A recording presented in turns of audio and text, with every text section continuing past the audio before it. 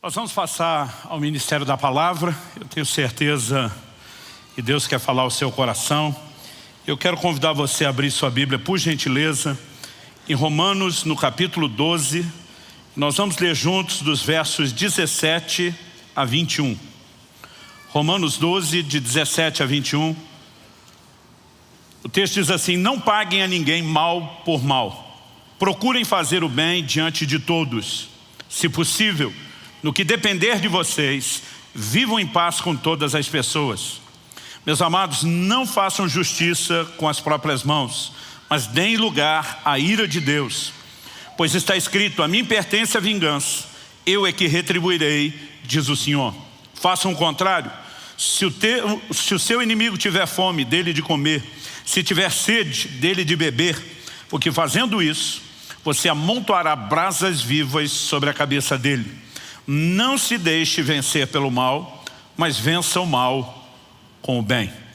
Meu Deus, suplicamos o favor do alto, a ajuda e o auxílio do Teu Espírito Santo, para que possamos compreender a Tua palavra, não apenas no nível da mente e da razão, mas no íntimo do coração, por revelação, pela ação do Teu Espírito Santo, que pedimos, traga aquela aplicação pessoal que só o Senhor pode fazer.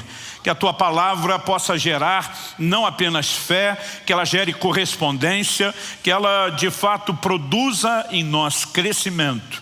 E nós desde já te agradecemos pela certeza do que o Senhor fará em nome de Jesus. Amém. Bom, eu me sinto dirigido por Deus a compartilhar essa verdade com vocês hoje, fundamentada aqui em Romanos 12. No verso 17, nós vemos a declaração: não paguem a ninguém mal por mal. A versão atualizada de Almeida diz: não torneis a ninguém mal por mal. Outras traduções, como a NVI, diz: não retribuam.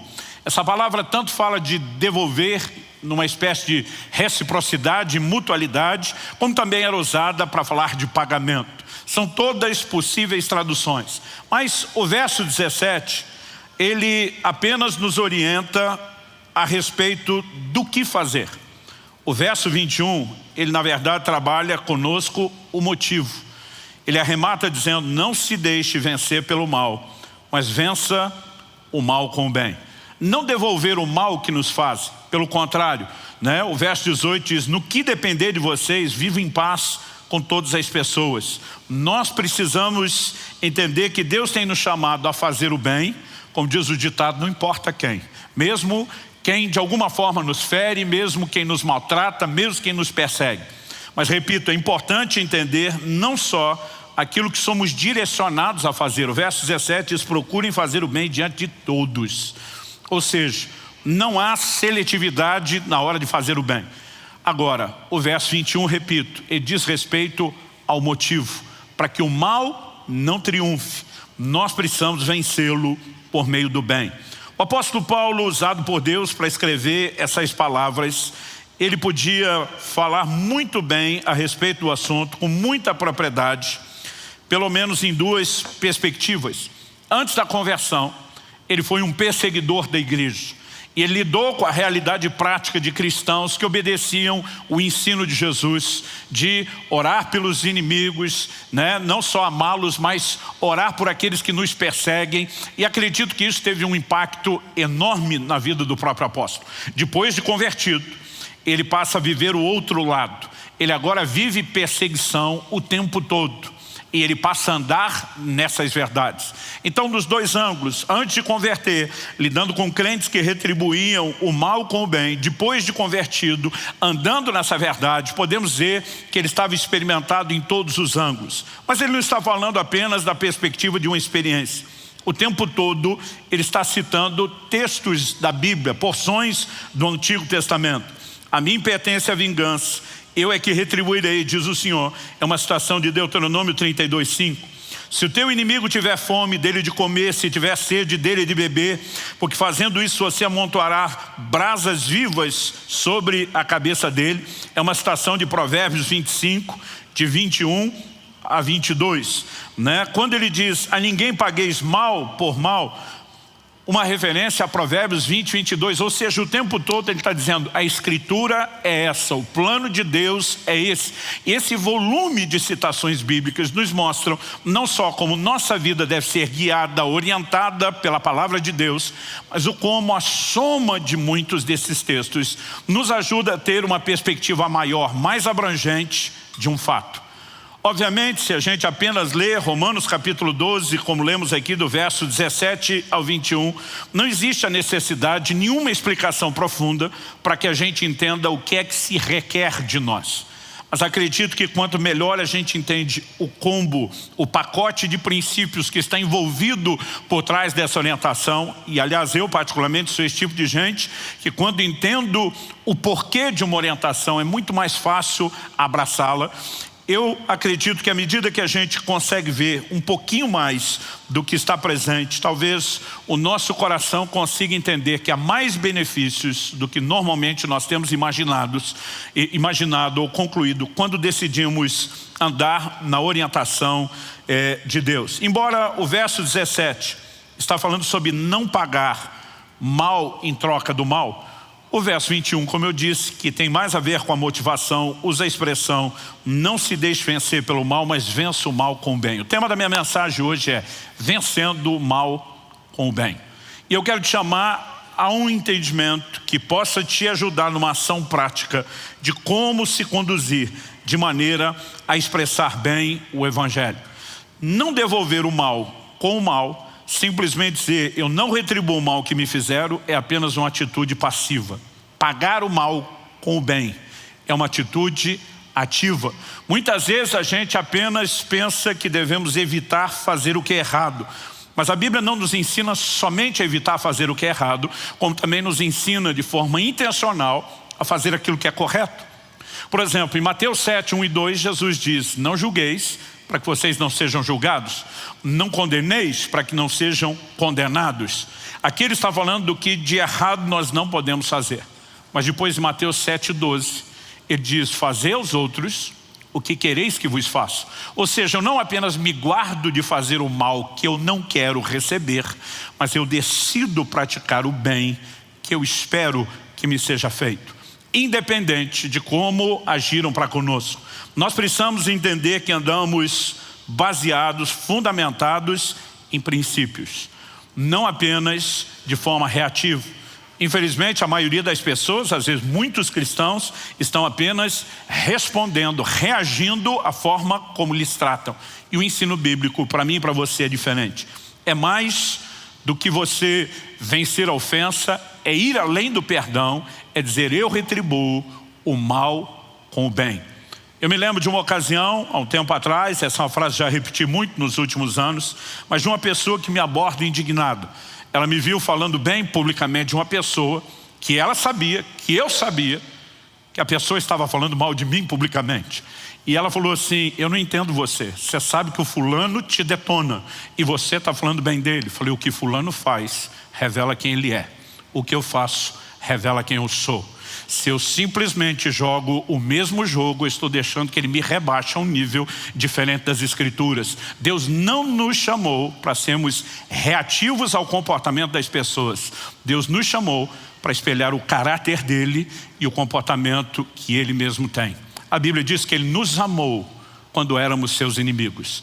Ele nos fez o bem por meio de Cristo quando éramos seus inimigos. E ele estabeleceu qual o padrão, qual o princípio no qual eu e você devemos andar. Quem está entendendo, diga amém. Para que a gente possa olhar para esse texto, que por si já é, eu diria, autoexplicativo, eu gostaria de seguir a lógica que o próprio apóstolo Paulo aplica, citando muitos textos do Antigo Testamento, para que a gente consiga enxergar melhor, de um modo mais abrangente, o princípio. Eu gostaria de falar de outros textos bíblicos que ilustram de uma maneira muito prática o que Paulo está dizendo. Nós temos pelo menos 2 exemplos no Velho Testamento de gente que deu de comer e deu de beber para outras pessoas que lhe tinham feito mal. Em todas essas 2 ilustrações, nós temos uma orientação prática. Uma delas acontece com Isaac, filho de Abraão. A outra acontece com o profeta Eliseu. Eu gostaria que a gente pudesse avaliar esses dois textos. Depois de avaliar esses dois exemplos, essas duas lições práticas, eu queria que a gente terminasse explorando algo que o próprio Jesus, no Sermão do Monte, ensinou. E acredito que com isso, a gente consiga ter uma perspectiva um pouquinho maior e ampliada do volume de princípios que está por trás daquilo que é exigido de mim e de você, não sugerido, mas que é exigido de mim e de você, do nosso comportamento enquanto cristãos. Então, em primeiro lugar, eu quero falar dessa lição de Isaac. Se você puder, me acompanhe em Gênesis, no capítulo 26. Nós vamos primeiro ler dos versículos 12 a 17. Depois de ler do 12 ao 17, nós vamos ler do 27 ao 32. Gênesis, capítulo 26, de 12 a 17. O texto diz assim: Isaac semeou naquela terra e no mesmo ano recolheu 100 por um, porque o Senhor o abençoava. Ele enriqueceu, continuou prosperando, ficou riquíssimo. Tinha ovelhas e bois e grande número de servos, de maneira que os filisteus tinham inveja dele. E por isso lhe entulharam todos os poços que os servos de seu pai haviam cavado nos dias de Abraão, enchendo-os de terra. Abimeleque disse a Isaac: saia de nossa terra, porque você já é muito mais poderoso do que nós. Então Isaac saiu dali e se acampou no vale de Gerar, onde ficou morando. Em primeiro lugar, esses 5 versículos que lemos, fala de como quando Isaac, filho de Abraão, está em Gerar, ele prospera debaixo da graça, do favor de Deus. Se você olhar os versos anteriores, a Bíblia diz que havia uma fome, havia uma crise. Mas a Bíblia diz que naquele ano de fome, de crise, quando todo mundo está feio na fita, ele colheu 100 vezes mais. E a Bíblia dá um motivo: porque o Senhor o abençoava. Quantos querem ser abençoados por Deus? Bom, junto com a bênção de Deus vem um preço. Qual o preço? A Bíblia diz que os que não estavam sendo abençoados por Deus ficaram com inveja dele. E movidos de inveja, né? E a inveja é um sentimento que quando você não está vivendo é difícil de entendê-lo. Se você está vivendo, ele parece totalmente justificável. Você fica imaginando por que alguém quer fazer o mal a outra pessoa por inveja, né? Por exemplo, a Bíblia diz que Caim matou Abel por inveja. O que é que Abel fez para Caim? Nada. Mas de alguma forma, aquele contraste a observar o comportamento era de alguma forma lido como uma ofensa. Muitas vezes a gente fica tentando, né, compreender quando alguém sente inveja, qual o motivo daquela hostilidade.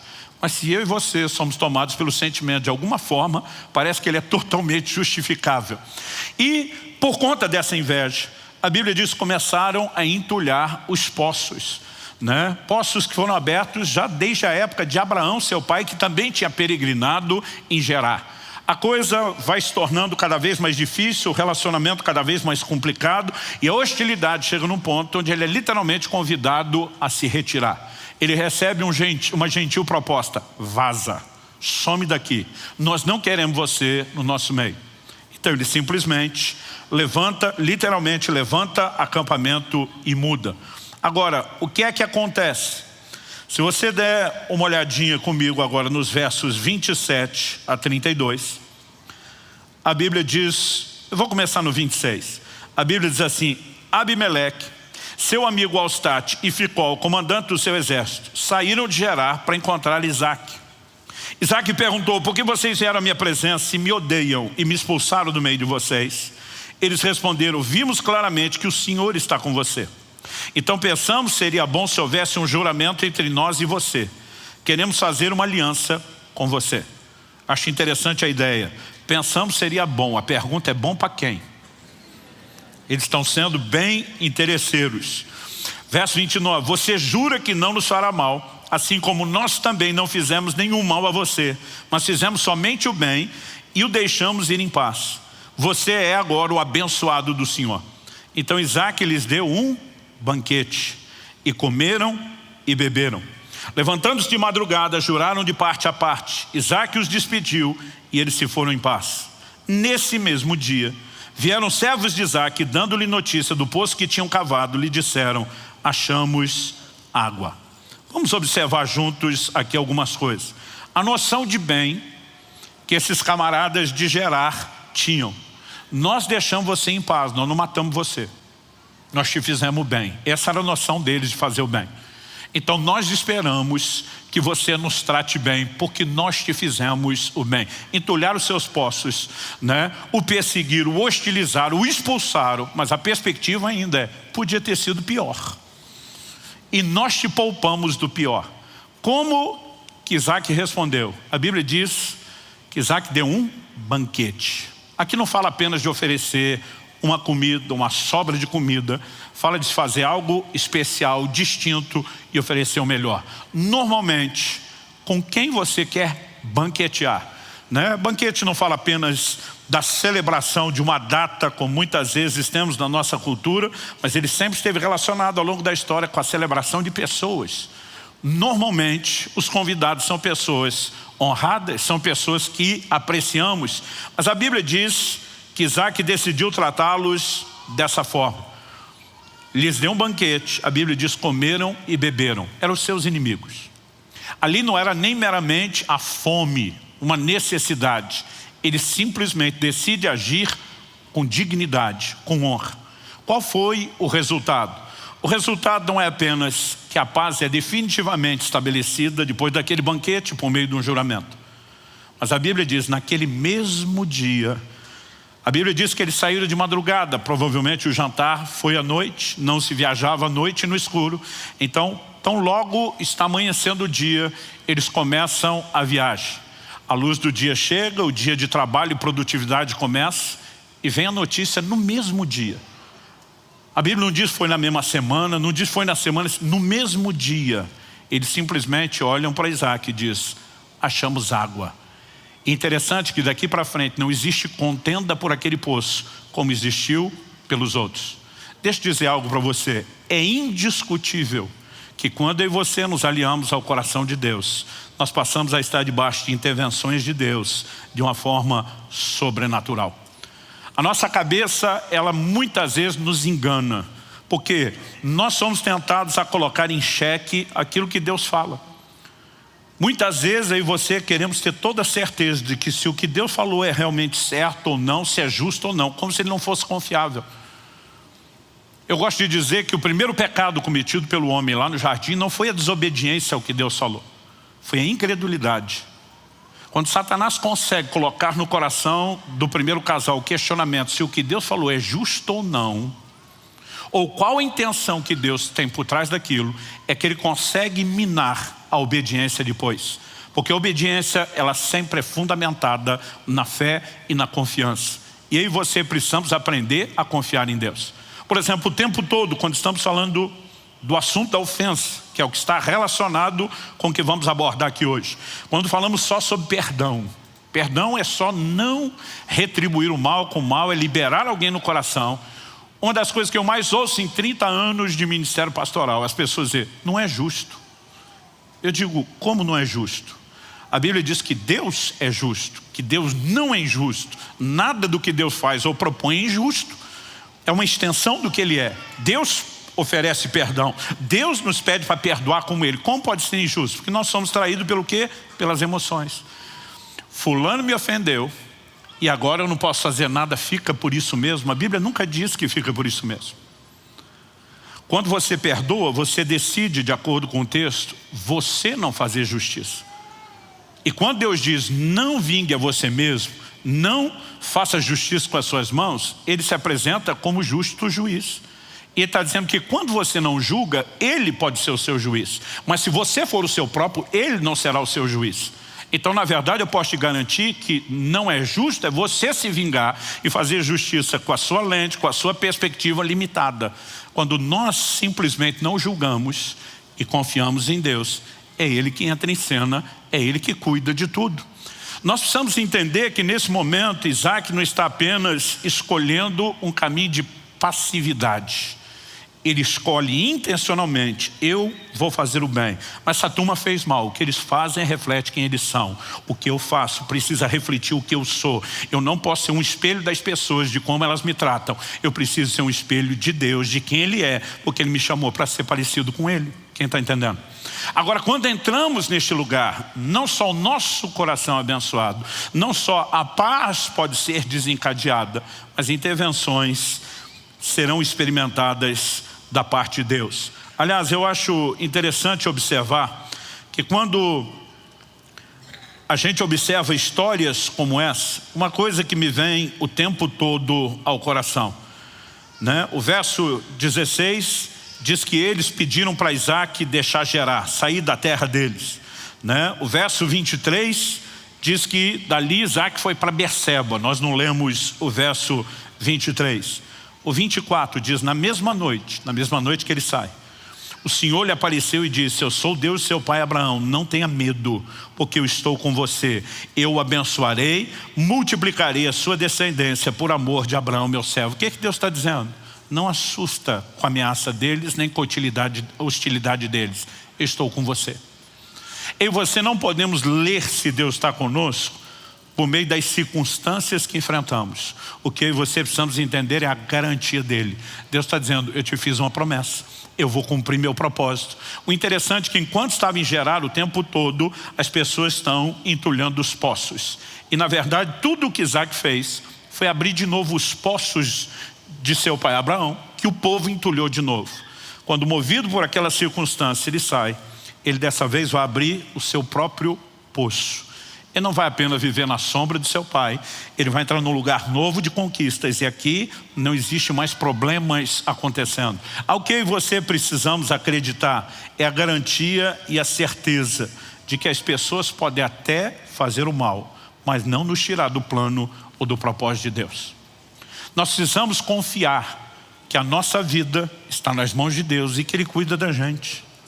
Eu esperava que alguém ia dar um amém, glória a Deus. Então fica pronto, vamos tentar de novo. Nós precisamos confiar que o nosso destino não está na mão das pessoas, muito menos das que nos hostilizam, mas está nas mãos de Deus. Romanos capítulo 8, verso 28 diz: todas as coisas contribuem juntamente para o bem daqueles que amam a Deus e são chamados segundo o seu propósito. Quantos aqui amam ao Senhor? Mas o texto não diz que as coisas contribuem para o bem só dos que amam a Deus. São chamados segundo o seu propósito. Deus tem um plano, Deus tem um propósito para cada um de nós. Além do propósito geral, para todos, que é o mesmo da salvação, Ele tem planos individuais. Se existe alguém que pode acreditar na tal da teoria da conspiração, é o crente.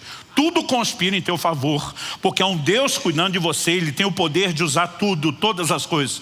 Olha para a vida de José. Seus irmãos se levantam contra ele, o perseguem, né, o traem, o vendem da forma que fizeram. E tudo que eles conseguiram, na linguagem do futebol, foi colocá-lo na cara do gol, no lugar certo, na hora certa, para viver o plano e o propósito de Deus. Que o nosso destino não está na mão das pessoas, está na mão de Deus. Então eu e você podemos olhar não só com misericórdia para quem nos faz o mal, mas com entendimento. Deus tem a capacidade de usar até sua hostilidade contra mim, para me colocar num lugar melhor, para me fazer prosperar, para cumprir o plano e o propósito dele. Provavelmente, ainda que estivesse já debaixo de uma certa medida de bênção e prosperando, Isaac não teria vivido o que viveu sem aquela mudança. Provavelmente a mudança não teria acontecido, nem sido desencadeada num ambiente onde não houvesse aqueles problemas. Eu e você precisamos entender e confiar que nada, absolutamente nada, quando eu e você estamos de fato nos sujeitando a Deus, crendo e confiando nele, foge ao controle de Deus, é o poder de reciclagem de Deus. Eu não estou dizendo, quando cito José, que Deus fez os seus irmãos fazerem aquilo. Em Gênesis, no capítulo 50, no verso 20, José pontua a diferença dos seus irmãos e diz: vocês intentaram o mal contra mim. Está dizendo, foi vocês. Mas Deus o transformou em bem. Ele diz, a ruindade era de vocês, a capacidade de reciclar o ataque de vocês contra mim, transformá-lo em bênção. Isso é fruto do amor de Deus que cuida de cada um de nós. Além desse entendimento de que as pessoas não têm o poder de exercer controle sobre o nosso destino, nós precisamos acreditar que há bênçãos provenientes dessa nossa atitude. Ele recebeu a notícia no mesmo dia, né? Amanheceu, o sol clareia e ele simplesmente alcança aquilo que vem lutando por tanto tempo sem conseguir. Me faz ver o dedo de Deus. E eu e você podemos ver muito mais do que Deus tem para nós quando decidimos andar em obediência aos seus mandamentos. Segunda lição que eu gostaria que nós avaliássemos é o que nós aprendemos com o profeta Eliseu. Eu vou ler um texto um pouquinho longo e eu quero que você possa ler esse texto, assim como fizemos com o primeiro, com a lente que o Novo Testamento dá a respeito do Antigo. Romanos 15:4 diz: tudo quanto foi escrito, para nosso ensino foi escrito. 1 Coríntios capítulo 10, verso 11, falando dos relatos, dos registros sobre o povo de Israel do Antigo Testamento, diz: essas coisas lhes aconteciam e foram escritas para nossa advertência, para nosso exemplo de quem são chegados os fins dos tempos. Então vamos para um desses textos. Segundo livro de Reis, capítulo 6, eu vou ler a partir do verso 8, e nós vamos ler juntos aí até o verso 23. O texto diz: o rei da Síria estava em guerra contra Israel. E, em conselho com seus oficiais, disse: em tal e tal lugar estará o meu acampamento. Mas o homem de Deus mandou dizer ao rei de Israel: evite passar por tal lugar, porque os sírios estão descendo para ali. O rei de Israel enviou tropas ao lugar de que o homem de Deus lhe havia falado e de que o tinha avisado, e assim se salvou mais do que uma ou duas vezes. O rei da Síria ficou angustiado com esse incidente. Então chamou seus servos e perguntou: vocês não vão me dizer quem dos nossos está do lado do rei de Israel? Um dos servos respondeu: ninguém, ó rei, meu senhor. Mas o profeta Eliseu, que está em Israel, conta ao rei de Israel as palavras que o senhor fala no seu quarto de dormir. Então o rei disse: vão e descubram onde ele está, para que eu mande prendê-lo. E contaram ao rei: eis que ele está em Dotã. Então o rei enviou para lá cavalos, carros de guerra e um grande exército. Eles chegaram de noite e cercaram a cidade. O servo do homem de Deus levantou-se bem cedo e, ao sair, eis que havia tropas, cavalos e carros de guerra que haviam cercado a cidade. Então o moço disse a Eliseu: ai, meu senhor, o que faremos? Ele respondeu: não tenha medo, porque são mais os que estão conosco do que os que estão com eles. E Eliseu orou e disse: Senhor, peço-te que abras os olhos dele para que veja. E o Senhor abriu os olhos do moço, e ele viu que o monte estava cheio de cavalos e carros de fogo ao redor de Eliseu. E quando os sírios desceram contra ele, Eliseu orou ao Senhor e disse: peço-te que firas essa gente de cegueira. E ele os feriu de cegueira, conforme a palavra de Eliseu. Se o texto terminasse aqui, a gente ia pensar que Eliseu estava bem nervosinho. Mas olha a continuação. Então Eliseu lhes disse aos homens feridos de cegueira: não é este o caminho, nem esta cidade. Sigam-me e eu os guiarei ao homem que vocês estão procurando. E os guiou à cidade de Samaria. Deixa eu abrir um parênteses. Samaria era a capital de Israel, o reino do norte. Depois do reino dividido, a partir de Roboão, filho de Salomão e neto de Davi, 10 tribos formam o reino do norte e só 2, Judá e Benjamim, formaram o reino do sul. Então Samaria é a capital do reino. Era o lugar onde estava o rei com todo o seu exército. A Bíblia diz: e os guiou à cidade de Samaria, uma cidade murada. Quando eles chegaram a Samaria, Eliseu disse: ó Senhor, abre os olhos desses homens para que vejam. E o Senhor abriu os olhos deles e viram, e eis que estavam dentro de Samaria. Quando o rei de Israel os viu, perguntou a Eliseu: meu pai, devo matá-los? Ele respondeu: não os mate. Você mataria aqueles que fizesse prisioneiros com a sua espada e o seu arco? Ordena que lhes deem pão e água para que comam, bebam e voltem para o seu senhor. Aqui, assim como no caso de Isaac, nós temos alguém que intencionalmente decide oferecer comida e bebida para quem procurava o mal. Verso 23 diz: então o rei ofereceu-lhes um grande banquete. De novo a ideia aqui é banquete. Outro detalhe a ser considerado em conta: quando você lê os capítulos anteriores e posteriores, você vê que o cenário era de uma crise econômica e financeira sem precedentes. Ou seja, não tinha comida sobrando. Comeram e beberam, e aqui eles deram de comer literalmente a um batalhão. Comeram e beberam, ele os despediu e eles voltaram para o seu senhor. E da parte da Síria, não houve mais investidas na terra de Israel. Eu amo essa declaração bíblica. A partir daquele momento, a paz acaba se estabelecendo, O rei da Síria não tem mais coragem, vencido pelo constrangimento, de continuar nenhuma tentativa de guerra. O que eu e você podemos aprender com essa lição? Com Eliseu e a forma como ele cuidou e gerenciou dessa circunstância. Primeira coisa que eu e você precisamos nos lembrar é que Deus não apenas nos ama, mas Deus também ama quem está tentando nos fazer o mal. A forma como ele tem que gerenciar isso tudo é algo além da nossa capacidade de entendimento.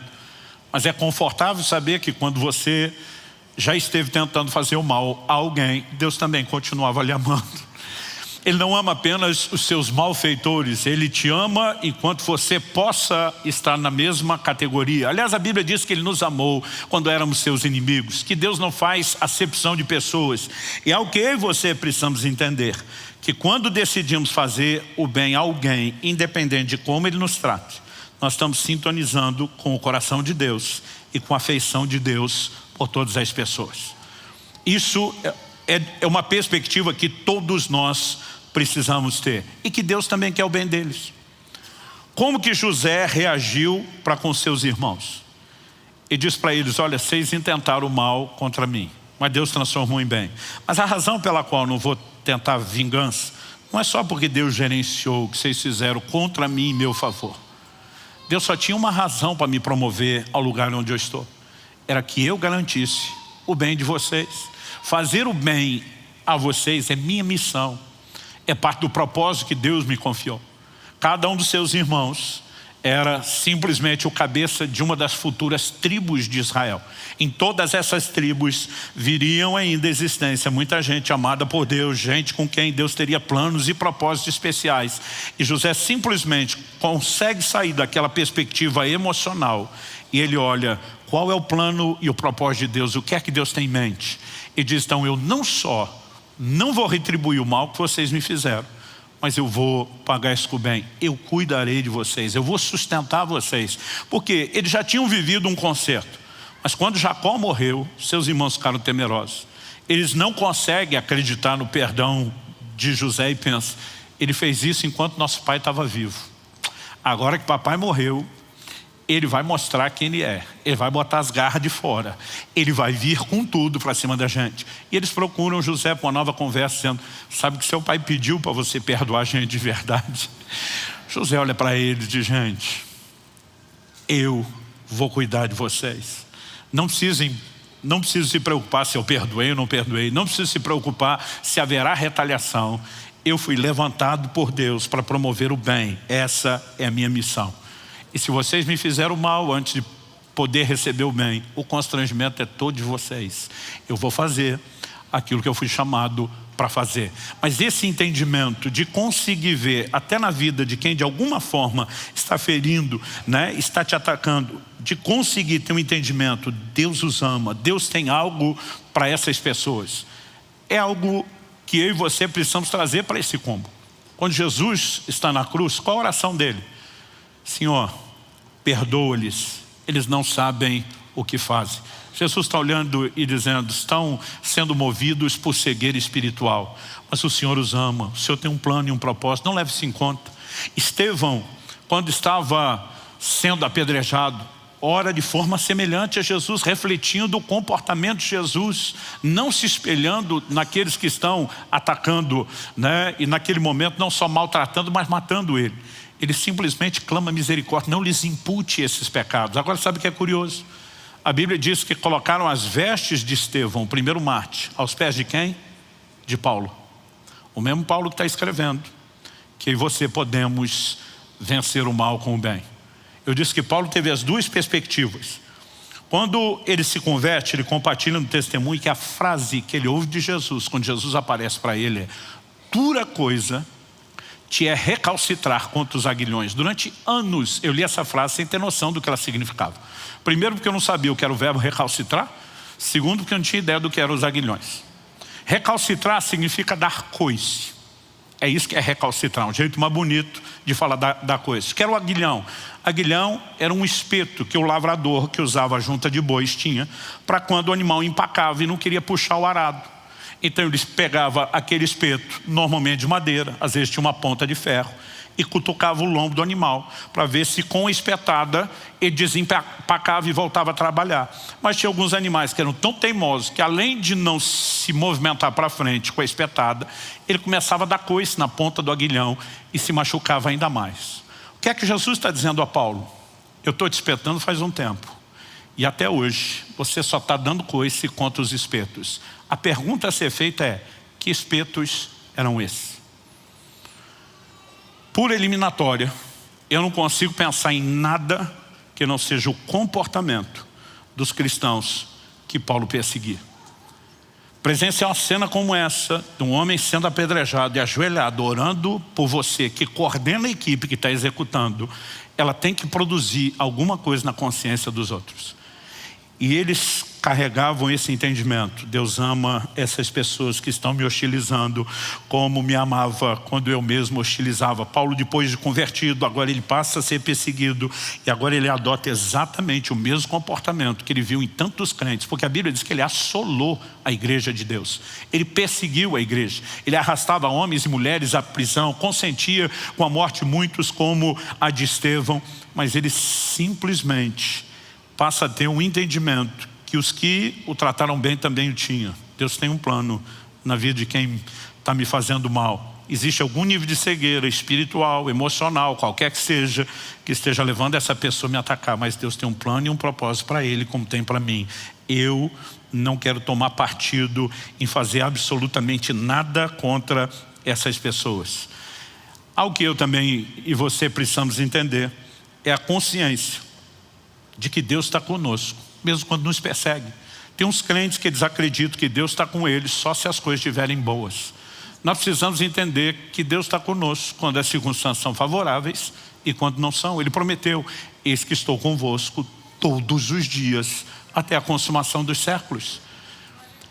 Eu sei que a gente oscila emocionalmente em altos e baixos, mas eu gosto do Salmo 139, diz: se eu subir aos céus, o Senhor está. Se eu fizer a minha cama no mais profundo abismo, o Senhor também está ali. Nos altos e baixos, Ele está conosco o tempo todo.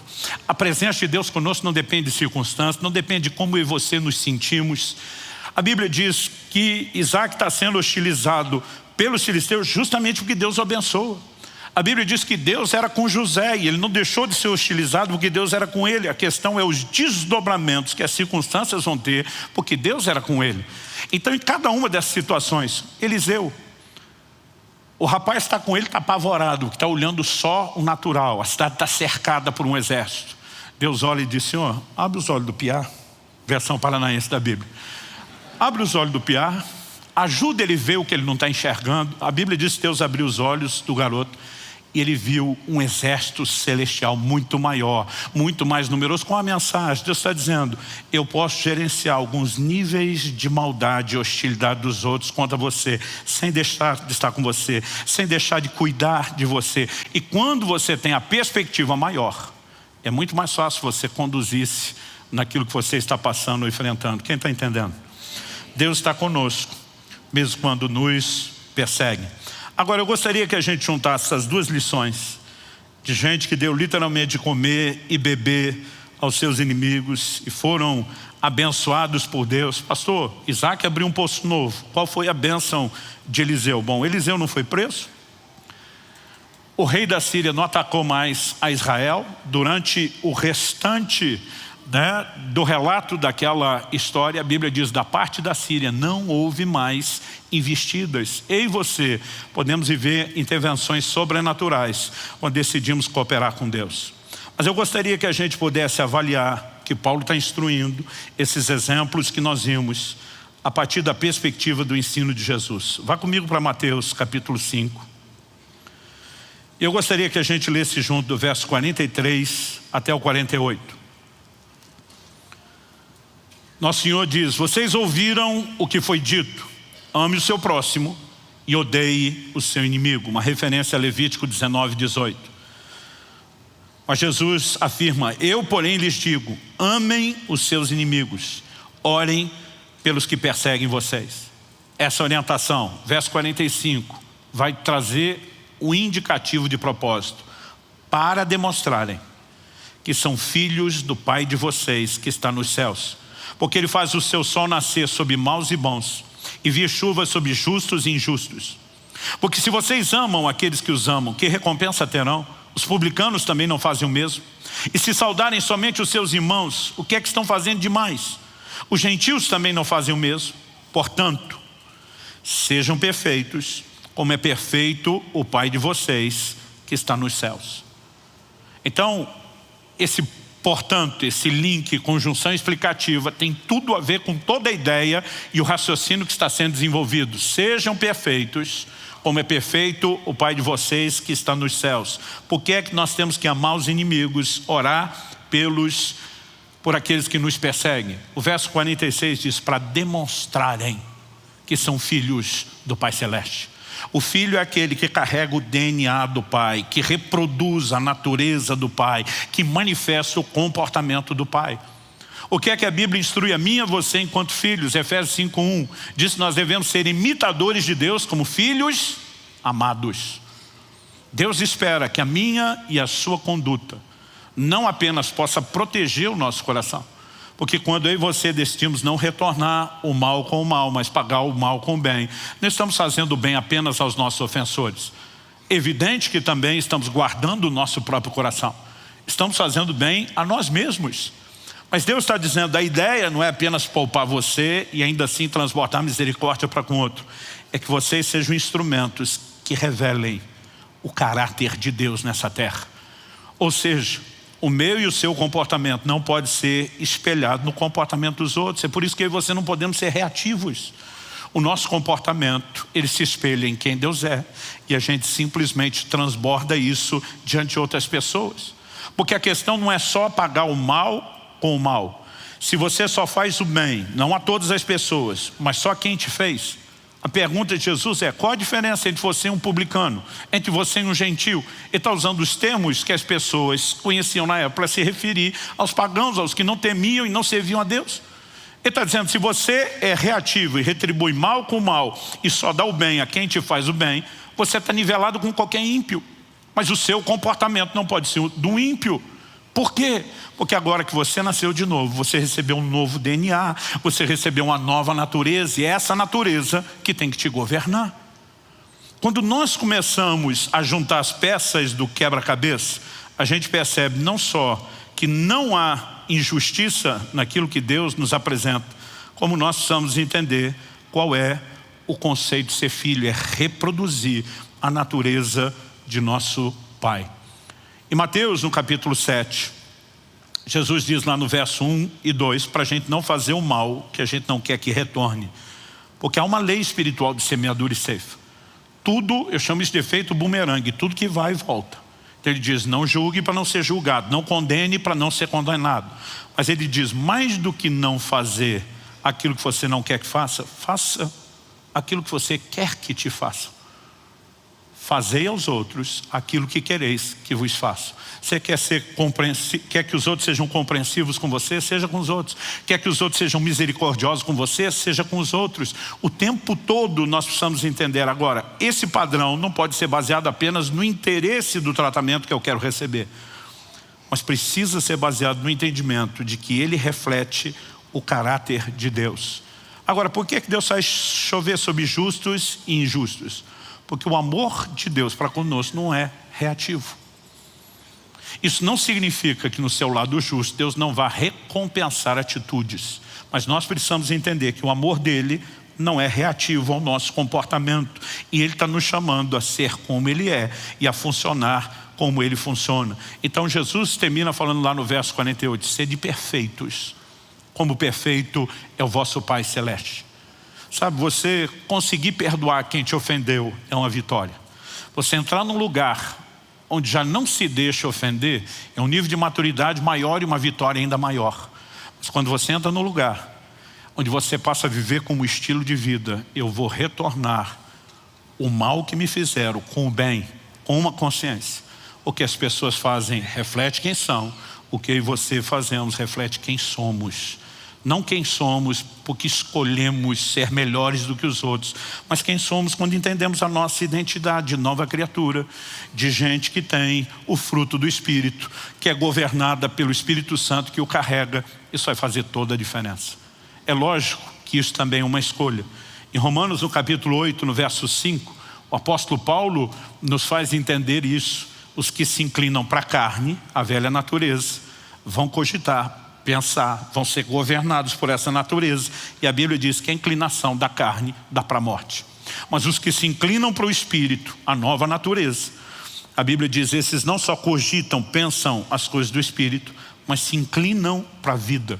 Quando eu e você pensamos não só nos resultados, mas no que a palavra de Deus nos apresenta em relação ao processo de santificação, nós precisamos entender que o aspecto relacional também é parte da obra de santificação para a qual eu e você fomos chamados. Por exemplo, em Hebreus, no capítulo 12, no verso 14, a orientação bíblica é: procurem viver em paz com todos. Com todos é todo mundo sem exceção.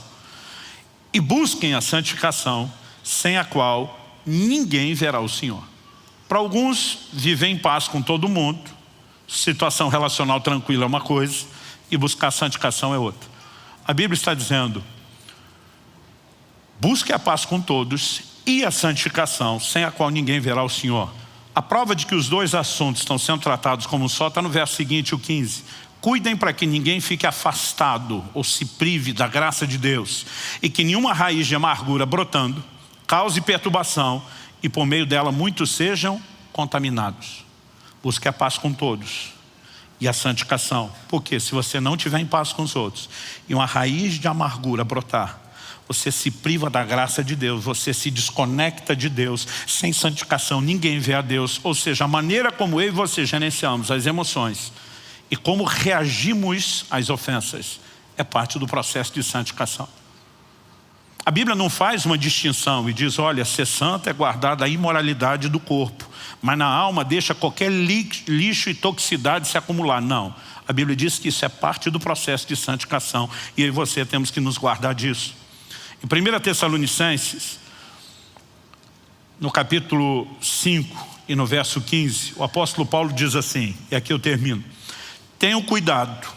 Eu gosto dessas advertências bíblicas do tenham cuidado. Ele está dizendo: vigia, fique esperto, presta atenção. Tenham cuidado para que ninguém retribua aos outros mal por mal. Pelo contrário, procurem sempre o bem uns dos outros e o bem de todos. Uma afirmação muito idêntica à orientação que foi dada em Romanos 12, o texto que nós lemos no início. Aí ele continua e diz assim: estejam sempre alegres. Alegre-se sempre. Em outras palavras, o seu humor não deveria ser ditado pela forma como os outros te tratam.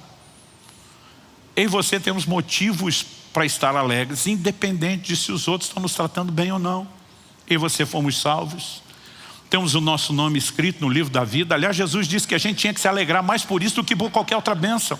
Quando os apóstolos chegam dizendo: Senhor, no teu nome os demônios submetem, os enfermos são curados, Jesus diz: alegrai-vos antes, porque os vossos nomes estão escritos no livro da vida do Cordeiro. Ele está dizendo: mais do que o mover de Deus nas circunstâncias, eu e você temos uma alegria eterna, garantida, permanente. E eu não consigo entender um crente que já não se alegra em Deus por causa do que alguém lhe fez. A Bíblia está chamando eu e você a colocar o foco no lugar certo. Para que ajude isso, verso 17 diz: orem sem cessar. Porque na oração eu e você conectamos com Deus, com os recursos de Deus, ajustamos o nosso foco. Olha o verso 18: em tudo deem graças, porque essa é a vontade de Deus para vocês em Cristo Jesus. Todo dia uma pessoa falou: pastor, essa orientação é meio insana e ilógica. Eu tenho que agradecer por tudo. Eu falei: não é por tudo, é em tudo. Ele falou: qual a diferença? Eu falei: a diferença é que você não agradece a circunstância pela circunstância em si.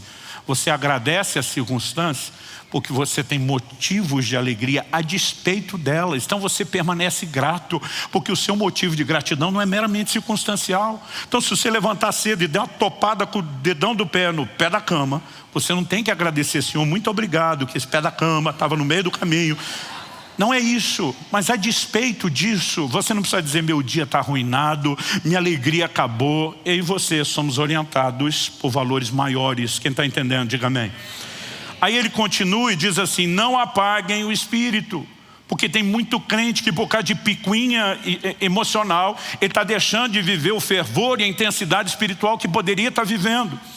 Não desprezem as profecias, examinem todas as coisas, retenham o que é bom. Verso 22, abstenham-se de toda forma de mal. Do que é que ele está falando? Não retribua o mal por mal, há um contexto. Verso 23, o mesmo Deus da paz o santifique em tudo. Que eu santifique em tudo. Santificação integral. Que o espírito, a alma e o corpo de vocês sejam conservados íntegros e irrepreensíveis na vinda de nosso Senhor Jesus Cristo.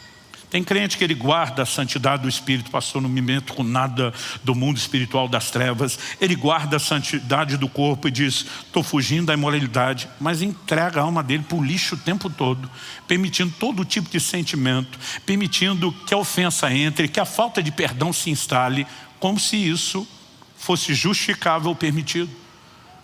Nós precisamos entender que é parte do processo de santificação. Deus não está pensando apenas naquela pessoa para quem eu e você vamos fazer o bem. Ele quer o meu e o seu aperfeiçoamento. E para que a gente viva esse aperfeiçoamento, precisamos entrar nesse lugar da oração, precisamos do enchimento do Espírito Santo, precisamos preservar o nosso foco naquilo que de fato nos alegra e nos enriquece. Eu e você temos valores muito maiores. Quem está entendendo, diga amém. Vamos ficar em pé para parecer que está acabando. Eu gostaria que nós pudéssemos ter um momento de oração juntos.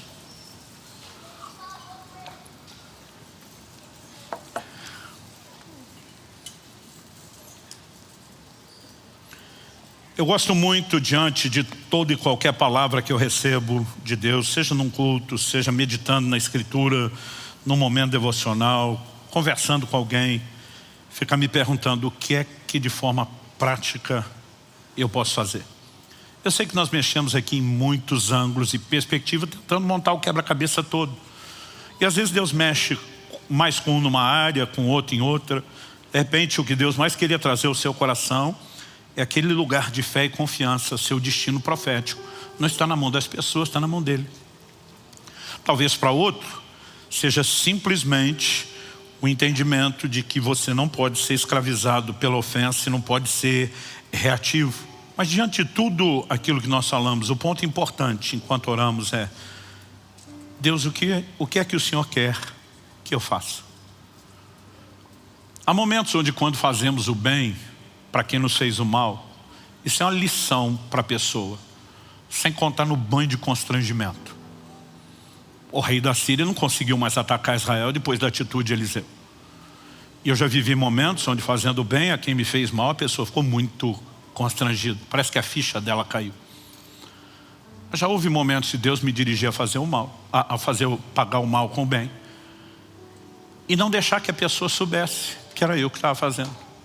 Então isso significa que Deus não queria necessariamente fazer algo na vida do outro. Às vezes tudo que Ele quer é ajustar o foco na nossa. Tem a ver comigo e com você.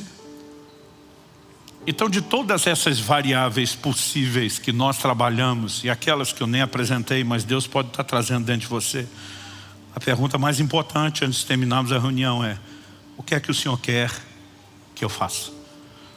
E nós precisamos ser sensíveis a esse tipo de direcionamento. Precisamos entender que há uma batalha contra a palavra que você recebeu. A parábola do semeador, Jesus fala de uma semente que cai à beira do caminho. Essa nem germina. A chance de dar fruto é extinta assim já de cara, no começo. A Bíblia diz que esses são os que ouvem a palavra e não entendem. Como que Jesus explicou isso depois? Ele diz que as aves vêm e comem a semente antes dela germinar.